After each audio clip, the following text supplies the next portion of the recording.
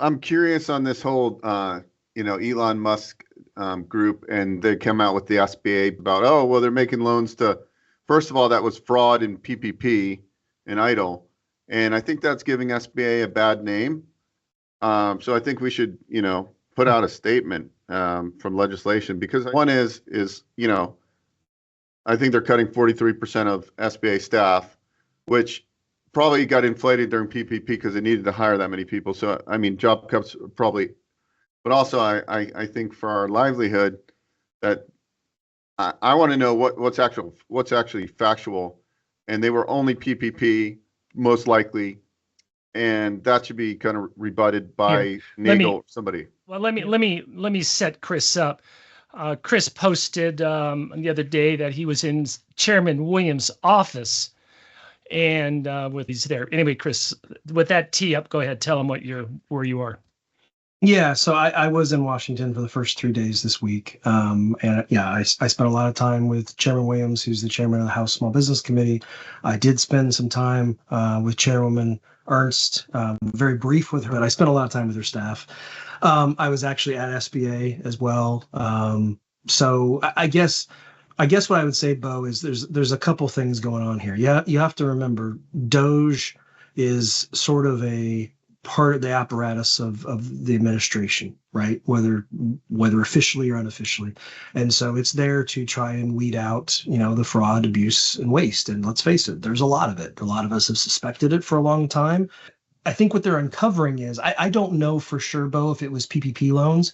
I almost think there might be a better possibility that's EIDL, because those were the loans that were made direct by the agency. Those are the ones factually we know have a much higher fraud rate already, which is troublesome. And maybe there's an argument to be made for privatizing that program, perhaps.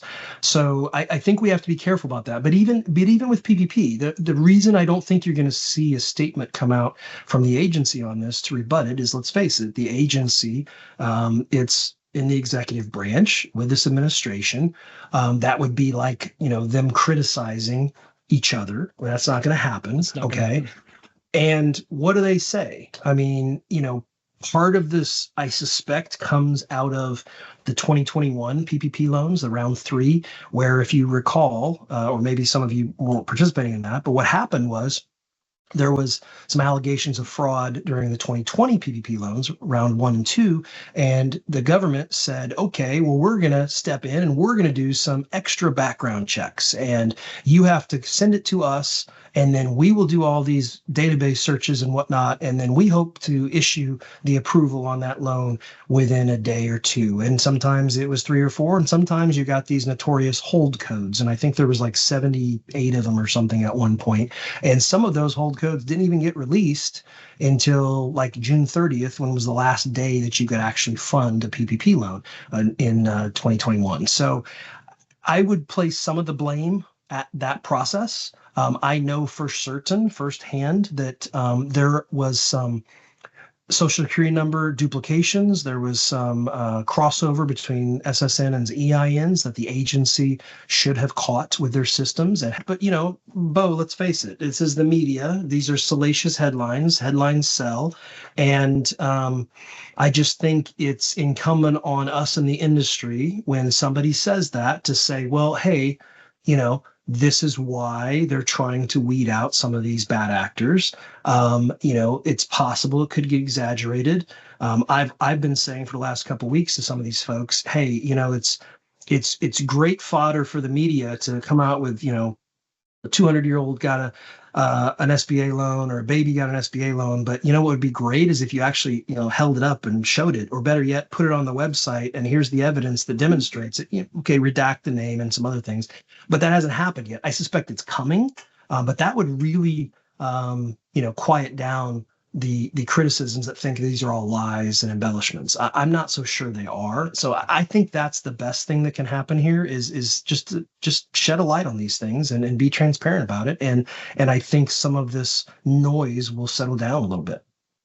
I agree 100%. Just put the proof up. I mean, I just think people, before they make allegations, need to fact check and show proof, and then everybody will shut up, right? If nothing is actually fact checked and proved, then like people are buying into the media, and that's what they kind of want, but I think we have to, as a society, we need somebody to like say, yes, there was a ton of fraud during this PPP or EIDL time.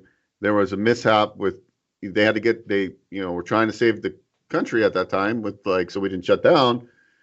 And like, this is the actual numbers that we have, investigated and found. And like, once they did that, both sides of the table would say, great, this actually makes sense.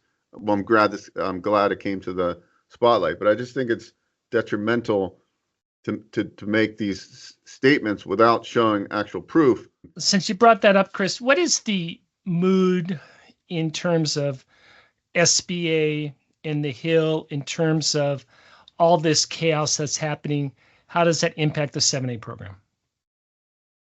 Well, it impacts it in that it's very obvious that this SBA feels that the last SBA, the prior administration, they loosened they're up angry. They're very angry. They're right? angry. Or whether you can argue it, but they're angry. Right. And it's coming out. Right. Yeah. That they loosened up a lot of the guardrails. They took away a lot of the guardrails, I should say. The fees, which we talked about, is a great example of that.